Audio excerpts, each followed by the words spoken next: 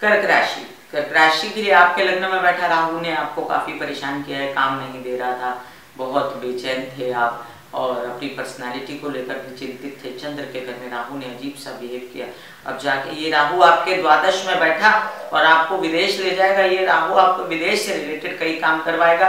हो सकता है आपके जीवन में किसी की एंट्री हो और वो एंट्री इतनी अच्छी आगे चल के साबित ना हो, लेकिन अभी फिलहाल वो एंट्री आपको फायदा दे जाएगी, चाहे वो आपकी गर्लफ्रेंड हो या बॉयफ्रेंड हो। और साथ में आपको खर्चा करवाएगा राहु अंधाधुंध, और ये खर्चा जो है वो आप अपने बिजनेस पे विदेश जाने के लिए कर सकते हैं। ये खर्चा जो है आप अपने ऐशो आराम के लिए भी कर सकते हैं। ये खर्चा जो है आप ऐसा सोच के भी कर सकते हैं कि मुझे विदेश में अपना बिजनेस जो है एस्टैब्लिश करना है। अब ये राहु जो है इसकी दृष्टियां कहाँ पड़ती हैं कर्क राशि में, तो अगर मैं बात करूं तो इनकी दृष्टि पड़ती है चतुर्थ आपकी माता के घर पर। तो आपकी माता से फुल सपोर्ट आपको मिलता है और मिलेगा। बस आपको कलुषित नहीं रखना है उनसे मन, क्योंकि वो आपको सपोर्ट करती रहती हैं। घरेलू सुख बढ़ेंगे आपके, और आपके कहते हैं ना कि आपको वाहन वगैरह से सुख मिलेगा, वाहन आएगा आपका नया, और आपके हेल्पर्स आपकी पूरी हेल्प करेंगे।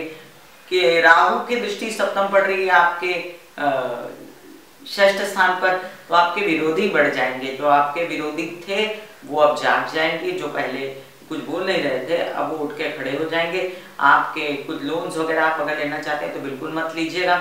इस साल आपको लोन लेने की समय नहीं, हालांकि केतु आपको बहुत प्रेरित करेगा कि लोन ले लो लोन ले लो, बट ये पैसा जैसे आएगा वो आपको तकलीफ देगा और फिर बाद में वो पैसा चुकाने में आपको तकलीफ होगी। इसलिए मेरी आपसे ये प्रार्थना है कि कितना भी चाहे राहु केतु आपको प्रबल बनाए इच्छा को कि आप लोन ले लें, आप लोन ना लीजिएगा। आपके नवम दृष्टि पड़ेगी आपकी हेल्थ पर, तो आप नींद ना आने की समस्या ना लेते हुए बाकी सारी चीजों में जो फायदा मिल रहा है उस पर ध्यान दीजिए। आपको पार्टनरशिप में फायदा होगा, आपको पत्नी या पति या विवाहित जीवन में आपको फायदा होगा। आपकी हेल्थ इश्यूज जो थे उसको आप ओवरकम करने की कोशिश करेंगे। लेकिन नींद से रिलेटेड अगर कोई प्रॉब्लम होती है तो पानी जो है अपने सिराने रखना, चांद को देखना, ये सब उपाय आप कीजिए। शिव जी की आराधना कीजिए, शिव जी को एक लोटा जल चढ़ाएं। अब केतु कर्क राशि के लिए क्या करेगा, केतु जो है वो षष्ठ में बैठकर जो है विरोधियों को जो है धार्मिक बना देगा। अब ये अच्छा है कि आपके विरोधी जो है वो धार्मिक बनेंगे तो सही सोचेंगे, आपको सपोर्ट करने का सोचेंगे। हो सकता है वो जो बड़े दिन से आपसे मनमुटाव करके बैठे थे वो अब ठीक से व्यवहार करने लगे। लोन्स लेने के लिए केतु आपको उद्यत करेगा, लेकिन मेरी आपसे यही प्रार्थना है कि आप लोन ना लें, क्योंकि राहु की भी दृष्टि पड़ रही है वहां पर। और आपके जो पेट से रिलेटेड कोई प्रॉब्लम थी वो सॉर्ट आउट होती नजर आती है मुझे।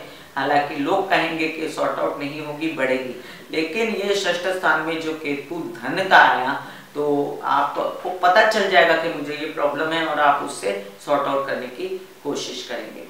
तो अब केतु की दृष्टियां कहाँ कहाँ पड़ रही हैं, तो आपके द्वितीय स्थान पे केतु की दृष्टि पड़ी तो आपके घर वाले थोड़ा सा कपट अपने लिए ना रखें, इसका ध्यान रखिएगा। उनसे मन खोल के बात कीजिएगा, कोई भी बात मन में छुपाइएगा नहीं और खुल के बात कीजिएगा। इसके साथ ही अपने धन को संभाल के रखिएगा।